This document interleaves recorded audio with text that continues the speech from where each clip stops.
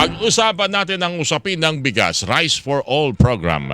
Lalo-talo na ho doon po sa mga lugar na nagsasabi na hanggang nila naman sa inyo yata yung murang bigas, kadiwa. Dito sa amin, tagal namin hinahanap, nakakatawid na kami ng 4 na bundok at 7 ilog. Wala pa rin kami nakikitang murang bigas. Bantay Bigas spokesperson at Secretary General ng Grupong Amihan, si Ma'am Cathy Estavillo, makakasama ho natin ngayong umaga ito. Ma'am Cathy, good morning po sa inyo, ma'am.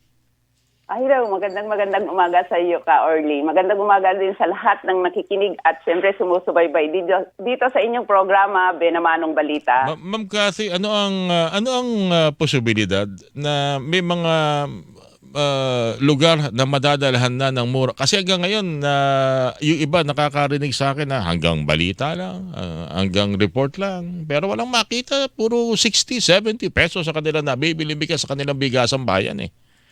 Oo, totoo yan sinasabi mo, ka, Orly. Talagang wala tayong nakikitang 45 pesos sa mga pamilihang bayan. Kaya nga sabi ng mga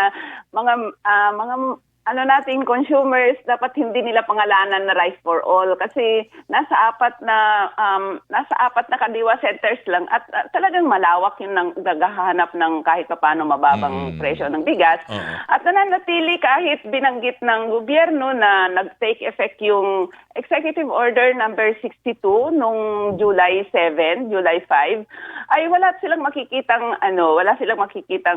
mababa na ipinangako nung paglalabas ng Executive Order number 62. Baka naman siguro sinasabi nila ito talaga si Cathy saka si Orly, laging bitter ang dating. Anyway, sige, pagpalagay natin siguro baka napakaaga pa ho itong pinag-uusapan namin ni Ma'am Cathy. Pero Rice for All program siguro, ma'am. Ano ang sa tingin yung posibilidad na mangyari ito? Lalo na nasa kamay pa rin po ng mga importer. Alam naman natin na hindi naman ito pangmatagalan at pansamantala lang. Hindi naman kaya nakakaligtaan natin yung talagang dapat na pagbuhusan natin ng pawis at dugo. Yung tulungan ang ating nasa agricultural sector, yung nagkakaloob at pumupuno ng ating local supply. Oo, totoo yan binabanggit. Napakaganda yung mga binabanggit mo, Sir Orly, kung talagang nakikinig lang ang gobyerno para sa bantay bigas at sa malawak na mga magsasaka sa ating bayan at kasama na rin ang ating mga consumers. Talagang napakaampaw itong programa na Rice for All dahil nakasandig pa rin ito sa importasyon at inaasahan nila na yung pagbaba ng taripa ng 15% ay hawak pa rin ng mga pribado, hawak ng mga importers yung mga palay natin at yung bigas na dumadating sa ating bansa kahit yung lokal na produksyon natin. Kaya nandun yung hindi maiiwasan at hindi talaga matatanggal yung pagmomonopolyo dun sa presyuhan ng bigas at ng palay ng ating mga magsasaka. Kaya tama, dapat tumingin yung gobyerno dun sa kapasidad ng ating magsasaka na i-produce yung ating pangangailangan sa pagkain sa pamamagitan ng pagpapalakas sa ating lokal na produksyon, pagtulong sa ating mga magsasaka sa pangangailangan nila. Ngayon ay nasira yung mga pananim ng ating mga magsasaka, lalong-lalo na dito sa Luzon, dulot nung katatapos ng El Nino at ngayon ay yung bagyong Karina. So dapat ito yung tignan ng gobyerno na tulong na, diretsong tulong na sa ating mga magsasaka. Yung 15,000 support subsidy na binabanggit na matagal na namin binabanggit, ipinapanawagan sa gobyerno na tulong ibigay sa ating mga magsasaka. Wag naman sana yung mga binabanggit nilang tulong na 5,000 ayuda, binhi, 2 bag na fertilizer mula doon sa RCEF, yung Rice Competitive Enhancement Fund ay sapat na yun. Matagal na yung 5 years na yung RCEF pero nananatiling number 1 rice net importer pa rin yung Pilipinas. Nananatiling ang ating mga magsasaka ay hirap na hirap at baon na baon sa utang. Dito sa nagdaang mga kalamidad, Sir Orly, ang sagot ng gobyerno ay pautang na babayaran for the next 3 to 5 years pero walang interest. Yung ating mga magsasaka ay baon na sa utang. At ang pinakamahirap dito, Sir Orly, laging nakatingin ang gobyerno dun sa importasyon na napakaliit.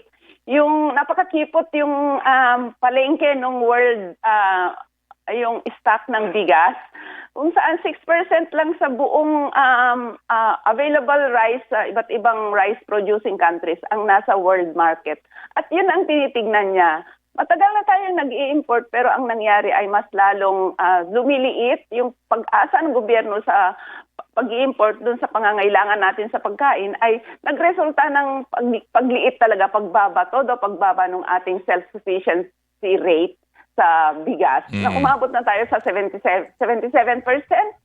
So, ang liit-liit na. Kaya dapat ang gobyerno ay tumingin dun sa mga kanayunan, tumingin sa mga lupa dyan, paglabas natin sa Manila, na malawak pa rin ang ating agricultural lands, na kung mamamaximize lang yan sa pamamagitan ng pagtulong ng gobyerno, pagbigay ng mga pangangailangan ng ating mga magsasaka, pag-ensure sa mga post-harvest facilities, pag-ensure sa irrigation ng natatamunan na 3.8 million hectares of rice land, di lampas-lampas pa sa pangangailangan ng mga mamayang Pilipino yung lilikhain ng ating mga magsasaka. Matagal-tagal na ang ating Agriculture Secretary pero wala pa rin ako nakikitang major accomplishment o major directive na patungo doon sa talagang pinakadahilan kung bakit po meron tayong Agriculture Department. Hindi Agriculture Department, hindi po ito Agriculture Importation Department na pinag-uusapan po natin, mga kapuso. Kahit man lang sana yung well, correct me if I'm wrong, Ma'am Cathy, kahit man lang sana doon sa ating hinahanap na inventaryo ng sakahan meron sa ating bansa. Hanggang ngayon hindi ko mawari. Hindi nga ho natin malaman kung gaano ba kalawak ang ating dapat tulungan dahil alam natin o bilang natin ang mga magsasaka, pati kung gaano kalawak ang hektarya ang ginagamit natin sa pagtatanim ng palay at gulay. Wala tayong ganung record. Puro alatsamba ang direksyon na ating nakikitang, lalo na pag binabanggit na tulong, Ma'am Cathy. Oo, totoo yan sinabi mo, Sir Orly. Given na isang agricultural na bansa ang Pilipinas, talagang wala silang malinaw na record. Hindi ho natin alam kung gaano pa ho kalawak ang ating taniman. Baka yung mga taniman dati, subdivision na ngayon, o commercial area na ngayon, o kung anong ginawa na ho nila, o resort na. Wala tayong alam. Actually, isa nga yan sa panawagan natin na talagang maglabas si BBM ng executive order para ihinto yung land use conversion sa ating bansa. Sa Laguna, dito sa Bulacan, sa Pampanga, matalamak talaga ang land use conversion. At yun yung isa kung bakit yung ating mga magsasaka ay nadi-displace dun sa kanilang lupang sinasaka at nagre-resulta talaga yan ng pagliit ng ating lokal na produksyon. Kaya nga, isa din sa pinakadahilan, Sir Orly, kung bakit naitali yung ating bansa sa pag-i-import ay itong talagang patuloy na implementasyon nitong RA 11203 o yung Rice Liberalization Law. Yan na pang isa.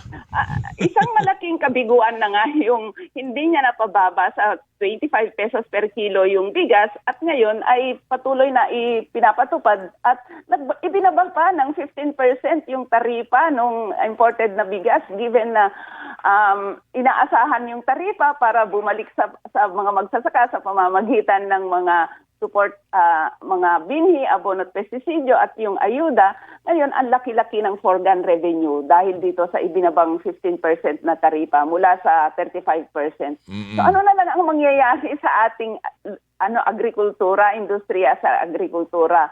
Kaya nga talagang patuloy ang aming panawagan na ibasura na itong RA 11203 kasabay ng pagbabasura din nung panawagan na ibasura yung Executive Order number 62.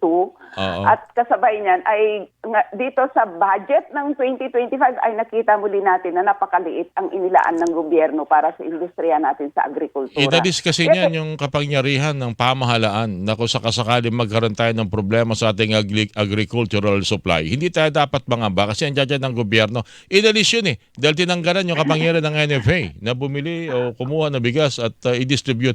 Lahat ibinigay sa pribadong sektor. Kaya nga hanggang ngayon pinapanawagan ko po sa inyo, sa mga nakikinig sa ating Ma'am Cathy, tingnan ninyo kung paano ho yan binarangkas at inaprubahan ng ating po mga mambabatas. Oo, meron na tayong mga resolution, Sir Orly. Nag-submit tayo ng 100,000 signatures from farmers, mga consumers para ibasura yung RA 11203. Pero palaging natatabunan dahil alam natin na yung nasa Kongreso at nasa Senado ang talagang bumabalangkas ng ating mga batas ay mga negosyante na talagang kumikita doon sa mga iba't ibang polisiya at patakaran na talagang sinusunod ng Marcos President. Okay. Ma'am, panghuli na lang po siguro, Ma'am Cathy. Ano ba sa tingin ninyo ang maaring, siguro talagang kapos tayo ngayon, meron pa tayong mga pinagdaraan ng mga kalamidad tuwing binabaha tayo, kung ano man pwedeng tumama sa ating bansa bilang isang tropical country. Kaya nga ho tayo ay meron pong programa ng importation. Yan naman po siguro ang katotohanan dyan. Pero hindi dapat yan saklawin ang ating local production. Pero magagawin man, paano ho sa tingin ninyo ang maaring gawin para itong Rice for All program ay talagang maging kapaki-pakinabang tulad ninyong binabanggit sa kanina po nang tayo magsimula, Ma'am Cathy? Oo, Sir Orly, actually itong Rice for All program ay hindi siya pwedeng tawagin Rice for All program dahil gaya na nabanggit natin kanina, nasa 4 na kadiwa centers lang. Bagamat mataas pa rin itong 45 pesos per kilo sa ating mga ordinaryong mamamayan na naghahanap ng inaasahan yung 20 pesos per kilo na pangako niya, 3 years na niyang pangako, ay yung 45 pesos kung compared dun sa 50 pesos, 52 pesos, ay meron 5 pesos dapat na savings yung mga consumers. Kaya dalhin niya ito sa palengke, dalhin niya sa malalawak na palengke dahil doon talaga yung puntahan ng ating mga kababayan na mamimili. Mm-hmm. Sabi nung isang mamimili, Sir Orly, ay paano kung yung budget niya sa isang araw ay pang 2 kilo lang? Pupunta pa ba siya sa Kadiwa Center kung gagastos pa ba siya? Iba mamamasada pa. 45 pesos. Mamamasahe pa. Lugi pa. Kaya dalhin niya sa palengke, kasabay niyan ay tutukan niya yung industriya natin sa agrikultura para todo maibaba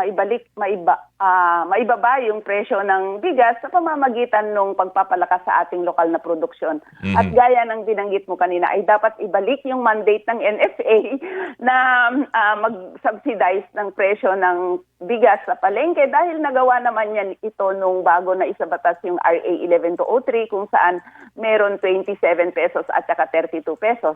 At para magawa niya yan ay ibasura niya yung RA 11203 para maibalik yung mandate ng NFA dahil sa tinalian talaga nung batas yung kamay ng gobyerno sa pamamagitan ng NFA na mag-regulate ng presyo ng bigas sa pamamagitan ng mababang presyo ng bigas. At kasabay din yan, Sir Orly, dapat bilhin niya at least 20% ng ating lokal na produksyon sa mga magsasaka sa halagang hindi bababa ng 20 pesos, no? Hindi bababa ng 20 pesos. Kapag nagawa niya yun, Sir Orly, tiyak magkakaroon ng kahit paano hindi lugi yung ating mga magsasaka at may maibebenta siyang mababang presyo ng bigas sa palengke.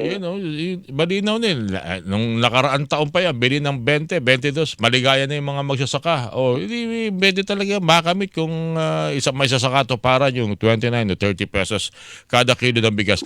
Isa pa sa problema, lalo na kung sa panahon ito na nasa kamay tayo ng mga trader, mapang-abuso mga trader na kumokontrol minsan ng presyohan. Hindi ko lang alam kung sa kabila ng low tariff may monitor din kayo, Ma'am Cathy, na patuloy pa rin pong smuggling na nangyayari ho, lalo na sa bigas. Parang Actually, sinong may maglalakas loob pa ba niyan? Ay, meron pa rin, Sir Orly. Actually, hindi nawawala yung smuggling sa ating bansa. Todo-todong importasyon. Yung simpleng umaasa sa pag-i-import, yung todo-todong ang dami-dami natin, halos lahat na ng pangangailangan natin sa pagkain ay ini-import. Sinasabay nila dun sa mga imported na produktong agrikultural, lalong-lalo na ng bigas, yung smuggled na bigas na hindi talaga nawala kahit kailan. Kahit ang daming binabanggit ng gobyerno na may kinalalagyan ang mga smuggler sa kanyang gugobyerno. Ma'am Cathy, muli, maraming salamat sa pagsama po sa ating palatuntunan. Ingat po kayo, Ma'am, at magkausap po ulit tayo. Thank you, Ma'am. Magkausap po ulit tayo. Thank you, Ma'am.